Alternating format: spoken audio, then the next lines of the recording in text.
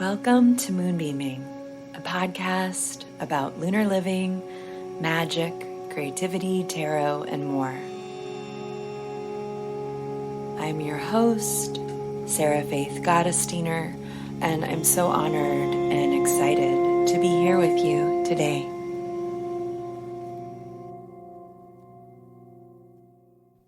Hi, welcome to our show. I am so excited about this one because today we have an exceptional guest with an exceptional conversation. We have the one and only Lise Silva Gomes here with us today. Lise is an artist living in the Bay Area, and her work explores the power of ancient symbols and the grounding, restorative nature of ancestral craft with sacred knots, a line of fiber jewelry, wall hangings, and instructionals. Her wall hanging designs have been featured in set designs by interior design platforms such as Lulu in Georgia, and her jewelry has been commissioned for ceremonial events such as weddings. Lise is also the author of the incredible book, Sacred Knots, Create, Transform, and Adorn Through the Art of Knotting. And that book came out in 2020. You can pick it up, I think, almost everywhere. There are tons of tutorials. There's craft instruction. There's a lot of information on the history of knots, which is really fascinating. And it's a really, really, really great book. Lise also has offered knotting workshops for years at all kinds of different places. And she also has an amazing Patreon where she teaches and has other gatherings for creatives. Lise also makes incredible prints. She's an incredible digital artist. And really, this person has inspired me for close to a decade, which is around the time I first met Lise. Lise is also one of the teachers for our upcoming course called Resourcing the Creative Self. And this is a series of workshops that explores getting in tune with your inner spark. We also think about, talk about, and make art about the intersections of magic, creativity, symbols, the subconscious, and healing. It's a really, really fun class. It's one of my favorites, and we are running it again. It begins this August, at the end of August. Check out our website for all of the dates and all of the information. If you want to kick off the last quarter of the year inspired, in touch with your creativity, this is the series for you. There are 3 classes taught by me. There are additional classes taught by a range of different artists. And we also have a couple of additional meetups just to make art together. And at the end, we have this really fun, really inspiring show and tell, and everyone just loved it last time. It was really, really great. In addition, we have a private online community, and each week are a ton of suggested prompts, worksheets, meditations, and so much more to get you in touch with your creative self again. I love, love, love, love, love this class series. It's very near and dear to my heart as someone who has waxed and waned with their own creativity and who has a job that kind of depends on me being creative pretty consistently. And I explore and share some of the tools and techniques that help me. I can't wait to gather with everyone. I can't wait to meet you all and see you all, because sometimes we get folks who have signed up for the previous version of the class. I can't wait to see all of your art. It's just going to be really fun. And if you want more information on that, you know where to go. You can click the link in the show notes. Now, It's time for my conversation with Lizzie. This is such a great one for folks wanting to tap back into their creativity, for those who are interested in exploring archetypes in their own life, imagination, and art, and for folks wanting to honestly enjoy Lizzie more, because Lizzie is a gift. We talk about the detective archetype and the role it plays in Lizzie's creative process. Lizzie shares techniques that she uses to spark her imagination, as well as some lessons she's learned from being a working artist for over a decade. So, with lots of love, respect, and admiration, I present to you my conversation with Lise Silva Gomes.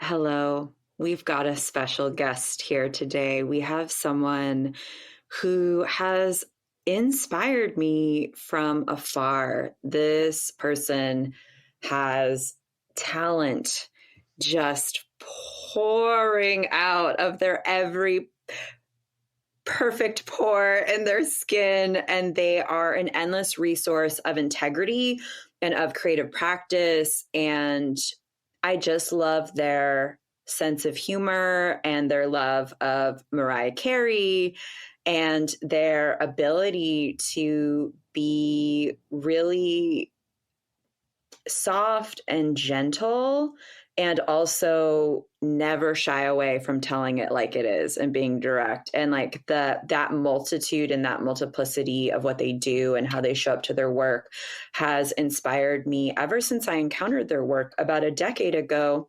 Folks, today on the podcast, we have the one and only Lise Silva Gomes. Oh my God, that introduction. I don't even okay, let me wipe the tears out my eyes. That was so sweet of you. Oh my God, very glowing. I appreciate it. How would you describe your work or who you are or what you do in the world now, right now? Yeah, that is such a good question for me because I'm transitioning what I'm doing, right? So the way I would describe my work is changing. I don't feel like I have a great pithy, elevator pitch moment. But I would say that my main practice that a lot of people associate with my work is knotting and fiber work. I've transitioned a little bit toward some more work in this digital space of teaching and writing, and also digital art, like painting and drawing, but digitally. My background is in traditional like painting and drawing, so this is like a very interesting realm of that. Like, I guess I don't know how you would describe that, but maybe a adaptation of those skills into this other world. I also have a background in sociology when I was in PhD program, and I was going that route. So I incorporate that into, all my writing skills, my analytical skills, and just the social critique, thing that you learn through that kind of study. And yeah, I guess I would maybe keep it there, keep it vague, because in a transition moment, I feel that I don't want to put too much on myself. I just want to kind of be in this moment and not be super professional with all of my descripts and stuff yet until I can really, feel seated in what I'm doing, what like post, transitioning my work. I think this is so great, and I appreciate how honest you are about this, because I think it's not super encouraged to talk about with people who are creatives or artists, because I think, and I'd love to hear your thoughts on this, I think that capitalism and social media and professionalism and all of these other isms that the system we live in really want us to be buttoned up. They really want the pithy 3-sentence quote about who we are and what we're doing. There tends to be a sort of, I'm not going to be able to communicate it that well, so hopefully you can kind of fill in the gaps in my thinking, but there seems to be some sort of unwillingness to hold space for transitional periods, and it's sort of like shameful or something when you look at all of art history and so many different kinds of artists, whether they're poets or musicians in general, they'll go through phases with their work. Absolutely. And that is something that I just return to, especially when I talk to students, is the ebb and the flow and embracing that. We have cycles within us, there's cycles in the world, and everything doesn't really run continuously at the same speed. We have to allow that as part of a natural process and just accept it. And, if you're going through a creative rut, if you're just changing what you do in any kind of capacity, it's going to feel different, and being patient and gentle with yourself through that is so important. I also, being that I'm just very like Scorpio identifying, I just love being a Scorpio. I love what it symbolizes.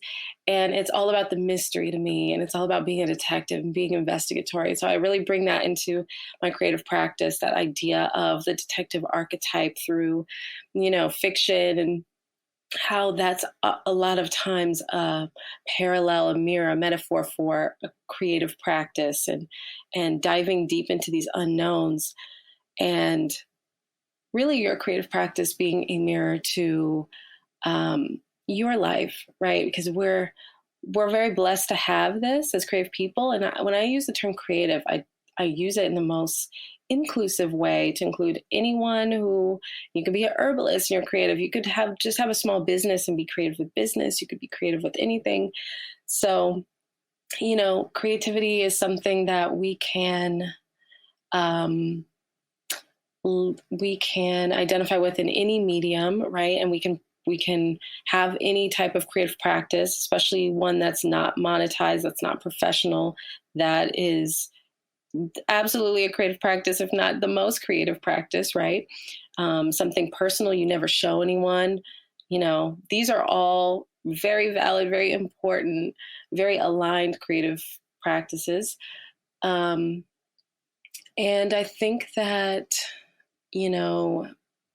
when I feel like we need to remind ourselves that some of the ebbs in our practice can bring more richness into our practice overall. But like when we have things coming together and we feel more aligned, we can draw on those moments where we had a rut, where we had something uncomfortable happen, and it brings a depth to what we do. And why? Because those places are less talked about. People feel uncomfortable talking about the uncomfortable spaces, feeling drained, feeling like your creative well is empty, feeling not tapped in. People don't want to talk about it.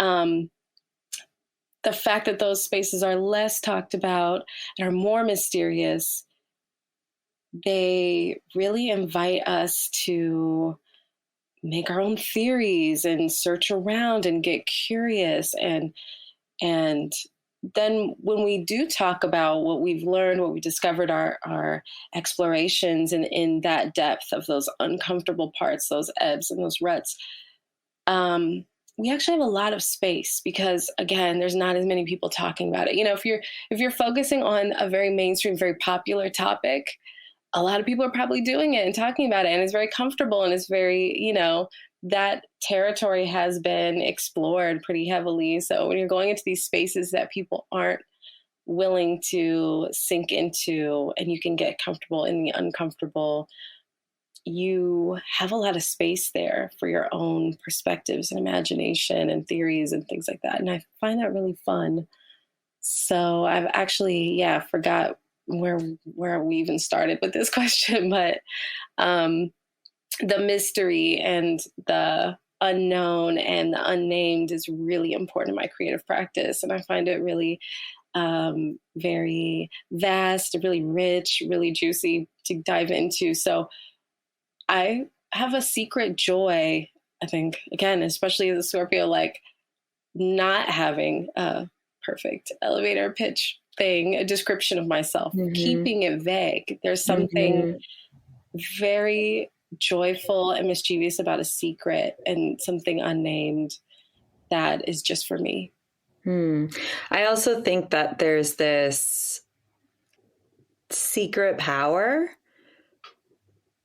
with art and with creativity, because even if we try to package it up, and even if we try to put a price tag on it, or try to explain it or conceptualize what we're doing, it escapes that. It always kind of evades that. It's always more than or different than. It's you can't quite bottle it up, and that's what I think is so magical about it. And as you were talking about exploring these mysterious, uncomfortable depths, I almost, not almost, in my mind, I thought of like a spelunker with a head lamp, like Yep. going down, down, down, down. And I'm wondering, in your practice or with your clients, do you have some trusty tools to help us go into the depths of our own creative caves? Yes, that is very important to me, is to provide people with very tangible guides for some of the stuff, right? Because it feels so abstract and so, and in those moments we feel very untethered, right? Um, I tell people to always return to what I call the foundation of a creative practice. And what I mean by that is what I see as necessities for us to feel comfortable and to be able to sink into a, really relaxed creative practice. And the degree at which these things impact you are different. They're very individual, but I think that all of these things have some kind of stake in, if you're providing yourself that launch pad, or I guess building that launch pad. So one I would say is rest. And even if you're getting sleep at night, you might not be restful. How many times have you woke up, after like 8 hours sleep or whatever, and you're like, I actually feel more exhausted. I didn't sleep well, maybe nightmares, maybe like, physically you're sleeping weird on your neck or whatever. So restfulness is an ease in our spirit. It's an ease mentally. And a big part of restfulness, when I really unpack it for myself, it's not feeling bound to time, just kind of being in that zone where you can just forget about it or not care about it. And just being able to sink into this moment in yourself, your body and your space, wherever you're at, and just enjoy for what it is, Um, restfulness, I think, is just so important for our brains to process, right? Mm-hmm. And a lot of times we're filling our days, people don't realize how, and we don't know the effects of this now, maybe we will in the future, but the fact that we don't provide ourselves that much downtime just as a society, right? Throughout the day, if you have a down moment, if you're standing in line at a grocery store or something, people tend to look at their phone, right? And we're filling up all of these moments with Mm-hmm. new moments to provide us some kind of intellectual stimulation or some kind of like jolt of something, checking our email real quick, anytime we have a down moment, rather than embracing those restful ebbs throughout the day, those spaces that we can just take a moment and not read anything, not look at anything, And I think those are key processing moments. So rest is very deep to me in terms of like how you it's a check-in with yourself, right? Physically, emotionally, and mentally. Another part of this foundational creative practice, as I see it, is playfulness, right? So allowing yourself some kind of space where you are not bound by rules of what you're supposed to do, what necessarily good conduct is. You know, you're alone maybe with your materials and you can just kind of do what they tell you not to do with them, or you can explore these places with them. So it's like a really unrestricted, free moment to play. And how people tap into some of these states are different for all of us. You know, someone might say, well, I feel restful, I'm going to take a bath. And other people might say, like, I hate baths, like that doesn't work. Or someone might say, I feel playful, or I want to feel playful. What gets me in that zone is hanging out with little kids and playing make believe with them or something. And other people are like, no, that is not me. That would not work. I need to be, you know, alone, listening to music, playing with my art supplies or whatever. So how you tap into these places is something that um, you want to be very introspective. What really makes you feel restful? You know, not what people tell you is restful, not the image of the woman in the bath, you know, like what makes you feel restful? What makes you feel playful? Um, Another one is your creative ancestors and just being connected with what your creative DNA is. And that is a very freeing concept to a lot of people. Maybe some people haven't thought of it, but we don't just have DNA ancestors. We have these other creative threads we're pulling on from the past. And this is super important to me. It's kind of like your childhood references, you know, some of the cultural references you were socialized with, the aesthetics that were around you. All these things kind of come together, but then really identifying specific artists who are elders, most of whom will have passed away, right? Who you really connect on a soulful level with their work. And going back to these references, returning to those artists and reminding yourself, it's almost like I always recommend having a mentor as a creative person in this life, but also thinking of your creative ancestors as these kind of spirit mentors in a sense that Yeah. they're not the physical person, but they're the threads we pull on. And another part of this is also just self-inquiry and Mm-hmm. personal work where you're doing journaling, you're doing meditation and visualization, you're asking yourself questions. This is really important because there's so many layers within us that you want to bring your whole color palette to your practice. You want to imagine someone playing a piano and some of the keys don't work, you know, because they're not willing to dive into those spaces or go there. There might be fear around embracing our whole person, who we are. So you're limiting your palette, you know, and that's okay. That's fine. But, you know, if you are in a rut, it might be that you need to expand your palette. You might need to dive into those places again that are uncomfortable or a little scary. And, you know, self-inquiry can really be doing your morning pages, doing journaling and just reflecting on things. It's really a way of processing and going into those layers of self that we bring to the table from childhood till now, of our experiences, our preferences, our imagination. And yeah, there are some more parts to the creative foundation, like community and having a mentor, which I think are more self-explanatory, right? But having, those, I think it was four that I just described. I wanted to talk about them in depth because I feel like there's more misconception around those things. I think when you come on to the class, that's what you can like get into, and then you can guide us maybe in one of your incredible visualizations or something like that. But I wanted to go a little deeper into the cave of the uncomfortable rut. what advice would you give to people who have a creative practice or even have a kind of public creative practice? Maybe they're a public facing artist or creative director. As you've said, maybe they're a public facing like business owner or dog walker or anything where they're showing up in a public way, which, if you really think about it, is everyone. As long as someone's looking at you, as long as you're putting offerings out into the world, whether that's a garden or your outfit or whatever, you're public facing in some way. What do you say to them?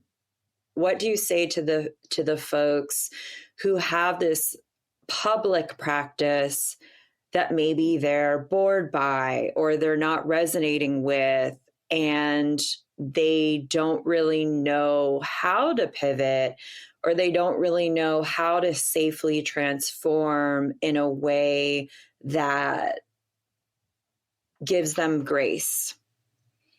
Yeah, that is such a great question. So in line with what I'm working through in the moment. I feel like I'll have more and better insights after I get through this period, because I'm exploring and I'm testing things and I'm trying to figure out what really works for me. I would say the first thing, the most important thing, is to be patient and gentle, because we don't know how long, it takes what it takes to get through, right? And at the same time, I do understand, I hear if someone's like, well, I've been going through this rut for so long, I need tools to get out, and that is something even to really congratulate yourself over, just that definitive moment where I feel like a lot of breakthroughs happen when you get to that place where you're like, I need to get out, and you really get serious about searching. But whatever phase you're in this like mysterious, transformational moment, transformational space, just be patient and gentle and realize it is a process of discovery, just like a detective who's trying to unlock this case doesn't know how many steps they'll have to go through to get those things. But what you do get are breadcrumbs, puzzle pieces. And in that moment, when you watch a TV show, for example, or you read a book about a detective, that is what is fascinating. That's what's rich. That's what's juicy, is the slow unlocking of the case through these breadcrumbs, through these puzzle pieces. So as you're getting them, you want to be grounded in the space of inviting your creativity back, inviting your creative practice back in. Right. And so you want to be using those self-inquiry tools where you're being observant, you're noticing, you're a detective, you're noticing the puzzle pieces, you're noticing little breadcrumbs. And what those are little moments of bliss or joy or, and they're very small moments. They're easy to brush aside. Like, I don't know, like, I'm just not in my creative space right now, I'm going to ignore that. But you might hear something that's interesting. You might see someone else doing something that just sparks some kind of interest.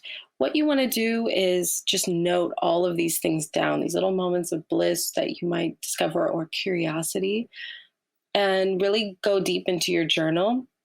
So outside of your public practice, you want to have a invitation and a grounding in your private practice, right? Because that always is the real, like, kind of North Star that's moving our public practice, right? Hopefully we are tethered to this thing, which is like a rich, creative private practice that then gives us some guide for the public practice. So before you change your public practice, you want to check in internally and have that guide in place, right? If you know what you want to do, you feel like you have a lot to share. You feel like you're unpacking these layers through your creativity, but you have this stale public practice, right, that you want to move. That, right? And that is me too. And I feel like this is more of an issue than it was in the past, because social media entrenches us so deep into these windows into these spaces on people's screens, it really feeds the part of our brain that is like anti-creativity, which is, when I spoke earlier about creativity, I talked about the unnamed, the mysterious, the exploration. Well, social media is not about that, really. It's about the obvious, the cohesive branding, the homogenous. When you look at a lot of the most popular accounts, they're people that are serving you the same thing here's your Big Mac with, extra fries. Extra fries. Here's your Big Mac with a double cheese. Here's your Big Mac with no tomato, so.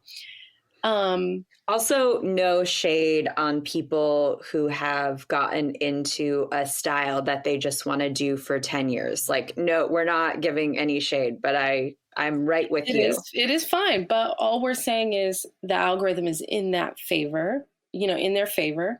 So and I don't think that your public practice has anything to do with how I'm sorry, let me rephrase. Your public reception has anything to do with how strong your creative personal practice is, right? And so we're mixing those two things. Like, this person could be doing kind of little variations on the same thing, and they might have a rich private practice. I don't know. And that's fine. But the fact that they're successful is because the algorithm favors that type of account, right? So I think it's important to remember that if you feel this stress and this tension about transitioning your public facing practice, that's probably that is a really, really good thing, because that means you are very mindful of being aligned with your private practice, and you're very sensitive to when it feels out of alignment, and you have a desire to shift. So I tell people a lot, like when people want to talk about the, navigating capitalism as an artist and all of that, if you feel a tension there and you feel like you want to do something to kind of jump out of this capitalist market, that's a good thing, because it means that you are really trying to be grounded in what it is to be human, because there's a tension there, because it takes so much resistance for us as a creative person, where it's literally the water we're swimming in. It's the fish in the water, that is it like a parable or something? I can't remember. It's like a joke of like one fish saying something to another fish about water, and the other fish saying, "What's water?" Yes. It's, unless you have a lot of it, we can't even see, we don't even know it. If you're a person that was raised in, especially the US, but any kind of, major capitalist, in Europe or, Latin America, whatever, it's hard to even see it, identify it, know how it creeps in. But if you're feeling that tension, part of you is seeing it. Part of you is identifying it. And some people don't even have that. They literally cannot separate capitalism from the right way to do things. They don't know that there's a difference. It's all they know. That's because they've taken the system they were socialized into very literally to shape their worldview. So again, I just go back to being gentle and patient about that, because the awareness that there is even a tension is an important indicator that you want to have a very human, very grounded practice.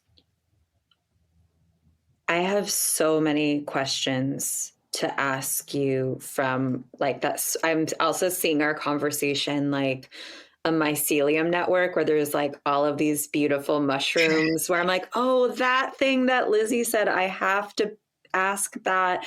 Oh, then there's this. So I want to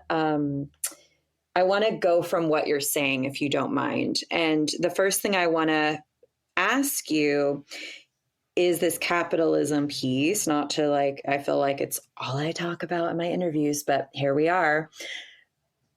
What would you say are maybe 1 to 3 telltale signs that capitalism has taken the reins inside of someone's creative practice.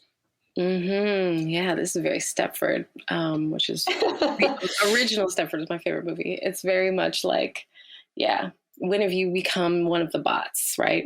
Kind of like, well, without knowing, it just crept into you. That is such a great question. And I want to hear what you think too. I would say one thing would be blaming yourself for everything that is, for a lack of public recognition on social media, monetarily. How many times do people say, like, I'm losing followers or not getting more followers or I don't get the likes? I just posted this piece of art and I didn't get the amount of likes that I want. So therefore, I'm not going to do this style anymore. And a lot of times, actually, people don't even say that. They don't even realize what they do is they'll delete the post or they just won't return back to that because they posted something they were working on. It didn't get a reception. They blame themselves. That to me is an indicator it's gotten into you because you actually think that your work is not valid because you didn't get the public reception, you didn't get the likes, you didn't get the whatever it is, followers. So, that's one way that makes me really sad too, right? Because I see this all the time with people that come to my classes and things of this self-blaming orientation for not having success in social media or financially. Things in capitalism are shifting so fast. I mean, I don't know about you, but so many artists are getting these questions like, are you doing NFTs now? Da, da, da, da. Like people, like things are moving constantly. There's these new little economies popping up and all these things that people want to, it's kind of like once you find a path in this climate to make a viable business, things change and the path is dead. And once somebody talks about it, like, this is what I did to be successful and, get followers, it's like, well, by the time they've issued the podcast, it's over. I have so much to say on that. So that's a great one. What I will say is I have always chalked this up to my dark moon placement. Like the phase the moon was in when I was born was the dark moon. And I could talk a lot about it, but luckily I wrote a book about it, so I don't have to talk about it here. But one of the hallmarks of this placement, because the moon is right before the sun, so you truly cannot see it. You have to have trust it's there. It's definitely the phase that correlates with deep visioning, deep mystery. It's when the plant has gone to bolt, to seed, like the plant is dead, but it's creating new life.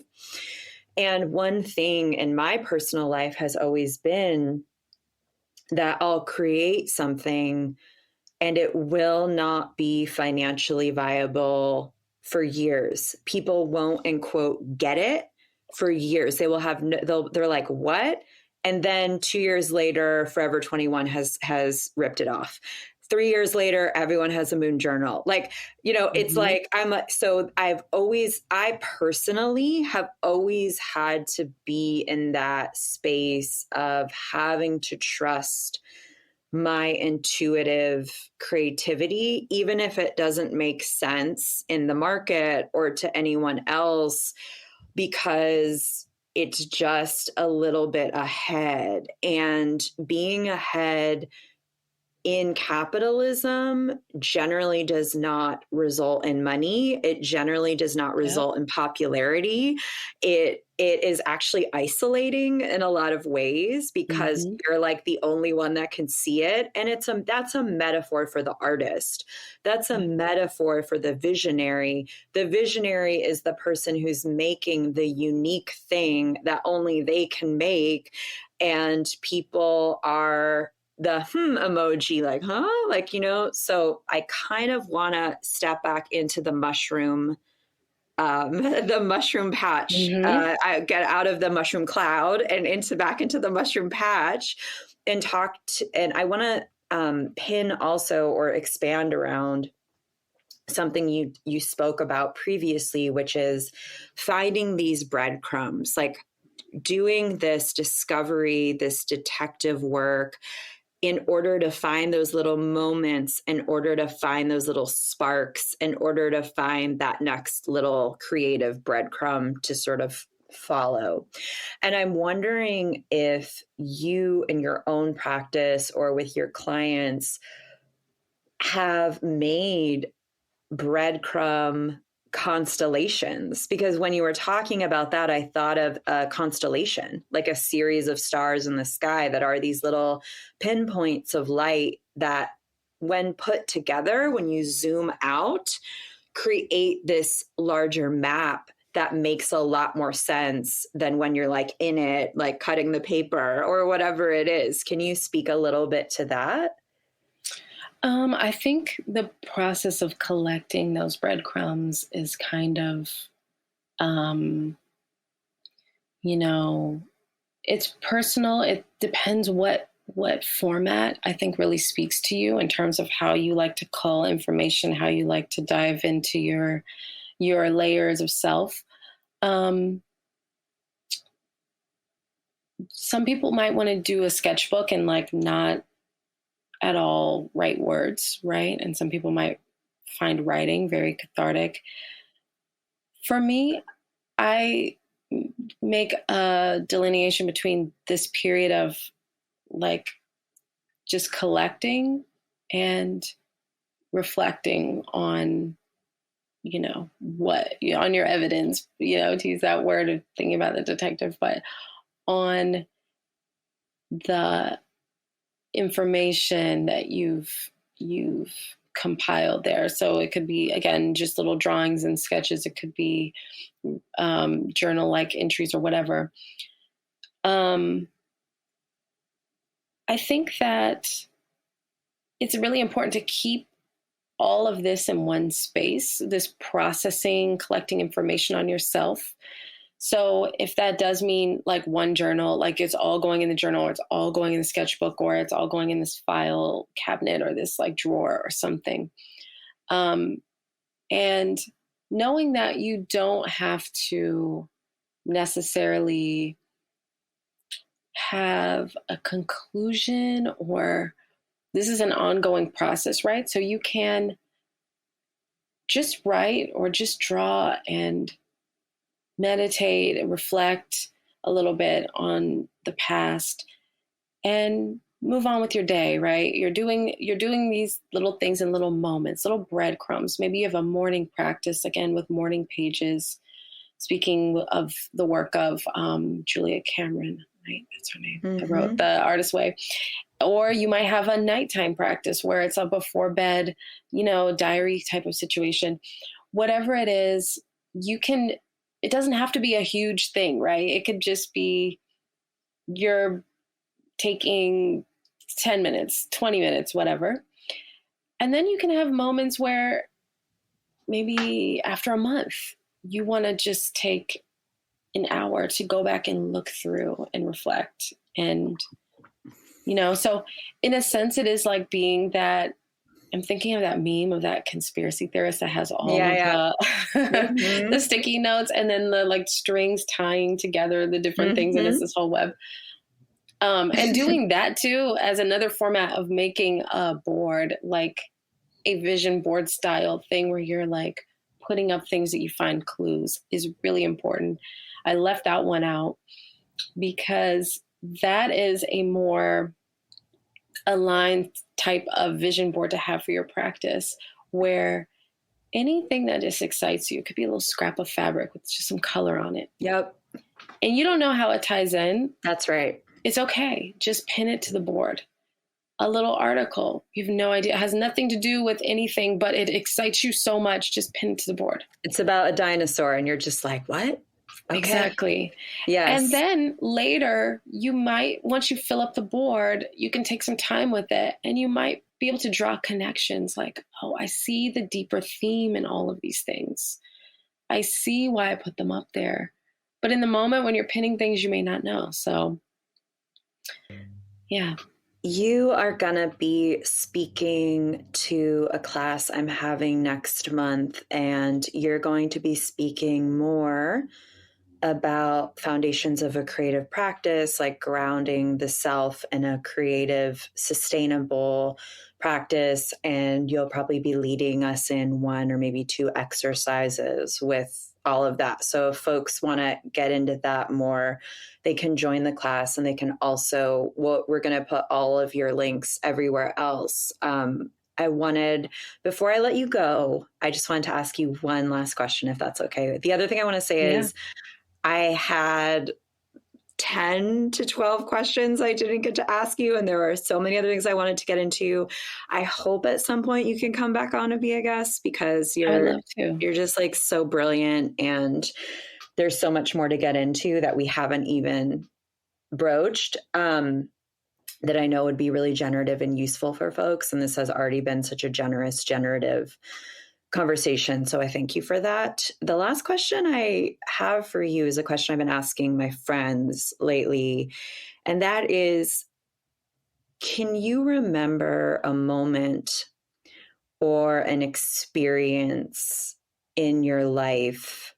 Does not have to be connected to creativity or anything else. Can you remember a moment or an experience or a situation you were in that deeply transformed who you were and how you saw the world? That's a good question.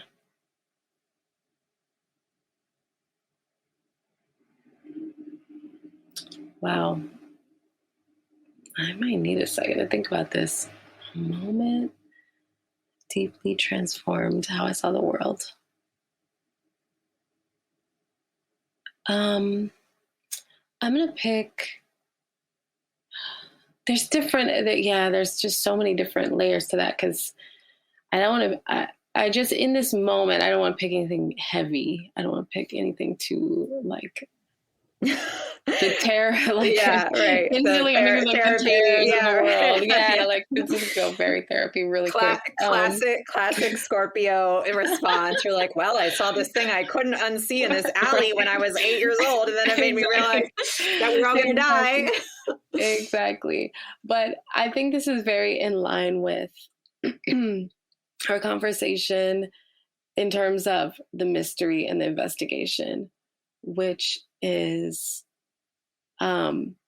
seeing David Lynch's Mulholland Drive in the theater when it came out, and having no idea where this is going. And there was this moment where the two girls, the blonde and the brunette, and they were like going to I think it was when they were going back into a house. They were going to unlock a door.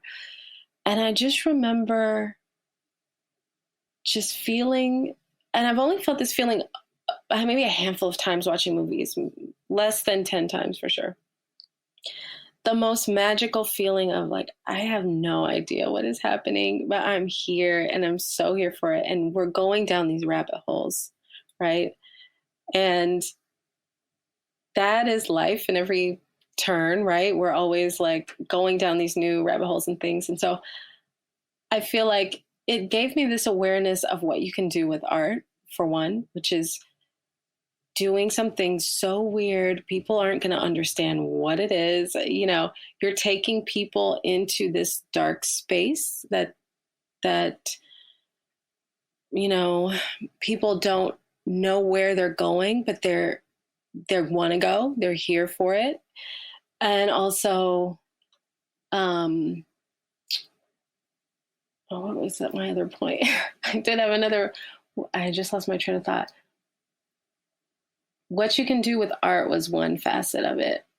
But then the other is, now I forgot. It's totally fine. Lynch has been coming up so much. I literally had a conversation about David Lynch last night at 11 o'clock at night with a friend. And then my other friend was visiting from out of town, and he was in quarantine at another part of this year. And he was like, what am I going to do for 12 days? He was like, I know, rewatch Twin Peaks. And so we were talking about how David Lynch is so, you can see their influence. You can see the transcendental meditation influence so strongly because of the usage of time and how time is elastic and then it spreads out and then it dissolves and then it turns back in on itself and it gets glitchy. And there's these weird moments that are like intentionally uncomfortable. And then it's also meta because it's like a commentary on a soap opera. Like, so I think that that's a great place to end in terms of giving people listening permission to try to do unexpected or interesting or uncomfortable things with their private art practice. Yes. And I did remember what I was going to say was to, you know, following the mystery, even though it might be going into like a kind of a scary, uncomfortable place, you know, with reason, you know, obviously, but you know, we're talking metaphorically in our creative practice, nothing like too dangerous, but not a real alleyway, just not a real metaphorical. Do not go down that alleyway, but do explore those shadowy areas of your creative practice. And I think that those are the fact that in that movie, I think but also other people get some of the biggest elation. Watch, especially you bring up other David Lynch like Twin Peaks and all these things. It's about the mystery. It's about investigating the unknown. And that's the transcendental meditation aspect of it too. Such a pleasure. You're amazing. Lizzie, where can everyone find you? And how can people work with you? Because everyone's going to want to work with you after this. I'm like, sign me up. Let's go. Rabbit hole, mushroom. Let's do it. So funny. So I do these craft and practice sessions. I did the first one last fall. I'm going to do another one this spring. I think it's going to start in April, but I'll be announcing soon on my Instagram, which is LISESILVA, Lise Silva. Lizzie is spelled a different way because it's a Portuguese spelling. So it's like the S makes a Z sound, da, da, da, da. So that's why it's confusing, but it's LISE, Lizzie. So craft and practice in April, and then we'll probably do another one in the fall. Also Patreon, I have little articles that I release every month. And we do an artist, creative support group. So it's for like the 5 and up patrons. If you want to join, every month I send out like an email, a Zoom link, and we get on and and it's just good to hear yourself talk and process and hear other people. So that's part of the Patreon. And then my site, again, it's thelisesilva.com. And I think that's... And people can also buy your book. True. I have a book, Sacred Knots, and I'm coming out with Craft and Practice, the workbook expanded edition this year. So I'm excited about that. Yay. It was such a pleasure. Thank you for being here. Have a beautiful day. Thank you so much, Sarah. It was a joy.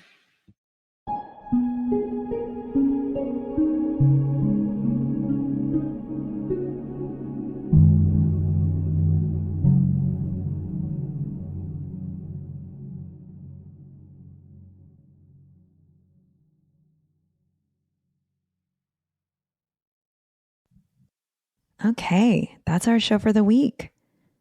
Thanks for listening. If you feel inspired, get that notepad out, grab that journal, put on some music, start creating, start ideating.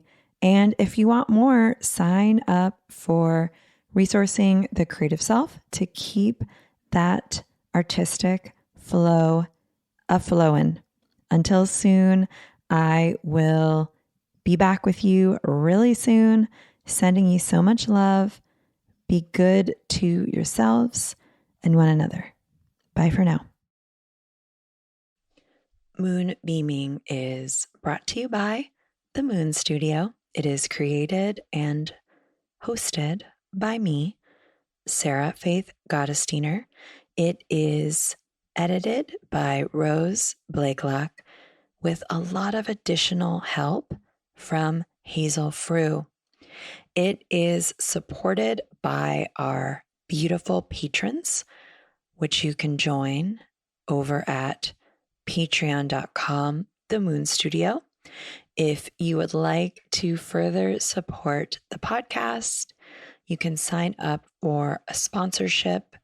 You can rate and review it or share it with your friends or on your social media. Thank you so much for being here. We appreciate you so much.